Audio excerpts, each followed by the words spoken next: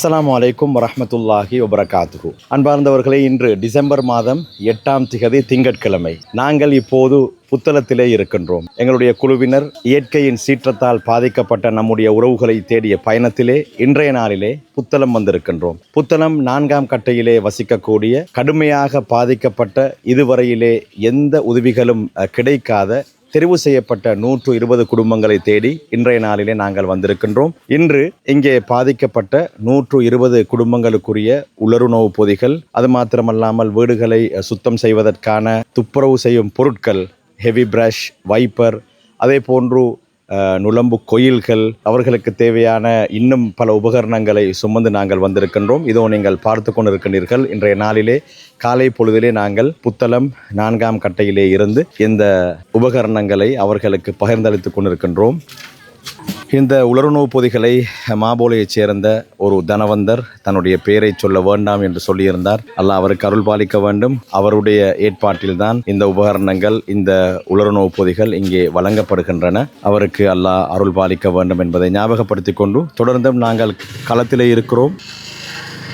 இதனைத் தொடர்ந்து நாங்கள் ஹங்வெல்லை பகுதிக்கு செல்லவிருக்கின்றோம். அங்கே தெரிவு செய்யப்பட்ட 400 குடும்பங்களுக்கான ஏற்பாடுகள் நடைபெறுகின்றன. அதே போன்று மூதூர் செல்லவிருக்கின்றோம். அஸ்ஸலாமு அலைக்கும் வரஹ்மத்துல்லாஹி வபரகாத்துஹு. நாங்கள் நாலாங்கட்ட விழுக்கென்ற ஒரு கிராமத்தில், புத்தளம் நாலாங்கட்ட விழுக்கென்ற ஒரு கிராமத்தில் இருக்கிறோம். என் பேர் ஃபசாஹினா. எங்களோட விழுக்க கிராமத்துக்கு இதுவரைக்கும் வெள்ள அனர்த்தம் இப்போ 10 நாள் ஆகுது. எந்த ஒரு இதாலையும் உதவிகள் பெருசாக கிடைக்க இல்லை. இவங்களோட மூலமாக எங்களோட இதில் விழுக்கையில் உள்ள நிறைய பேருக்கு பெரும்பான்மையான உதவி கிடைச்சிருக்குது. ஜஸாக்குமுல்லாஹ் ஹைரன். இந்த மாதிரி நிறைய விஷயங்களில் ஈடுபடணும்னு சொல்லி நாங்கள் அவங்கள கேட்டுக்கொள்கிறேன்னு சொன்னால், எங்களோட விழுக்க கிராமத்தை யாருமே பெருசாக பார்க்க வர இல்லை. வெள்ளத்தால் ஏன்னா தண்ணி அது இதுன்னு சொல்லி அதை தாண்டி வரணும்னு யாருமே வர இல்லை. இவங்களோட உதவி தான் எங்களுக்கு ஃபஸ்ட்டாக கிடைச்சிருக்குது.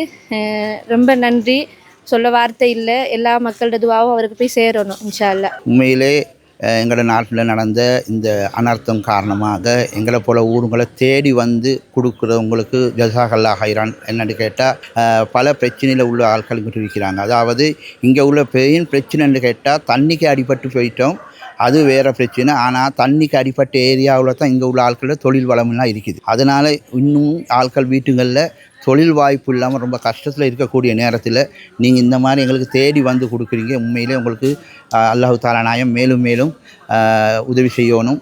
மேலும் மேலும் இந்த மாதிரி விஷயங்கள் செய்யறதுக்கு பரக்கத் செஞ்சு வைக்கணும் என்று நான் கேட்டுக்கொள்கிறேன். எனவே இந்த வீடியோவை நீங்கள் பார்த்து கொண்டிருப்பீர்களாக இருந்தால் உங்களுடைய உதவிகளை எம்மை தொடர்பு கொண்டு எம்மிடத்திலே பெற்றுத்தந்தால், எமக்கு வழங்கினால் அவற்றை உரிய இடத்திலே கொண்டு போய் சேர்ப்போம் என்பதை மிக உறுதியோடு இந்த இடத்திலே ஞாபகப்படுத்திக் கொள்கின்றேன். அது மாத்திரமல்லாமல் கொழும்பு வெள்ளம்பெட்டிய பகுதியிலே எங்களுடைய சகோதரர்கள், ஷார்ட் நியூஸ் நிறுவனத்தின் எங்களுடைய நண்பர்கள் வெள்ளம்பெட்டியிலே வீடுகளை துப்புரவு செய்யும் பணியிலும் ஈடுபடுவார்கள். நீங்களும் விரும்பினால் வந்து எம்மோடு இணைந்து கொள்ளலாம் என்பதையும் ஞாபகப்படுத்திக் கொண்டு புத்தளம் 4ஆம் கட்டையில் இருந்து விடைபெற்றுக் கொள்கின்றேன். ஒளிப்பதிவாளர் சஃபாருக்கு நன்றிகளை கூறிக்கொண்டு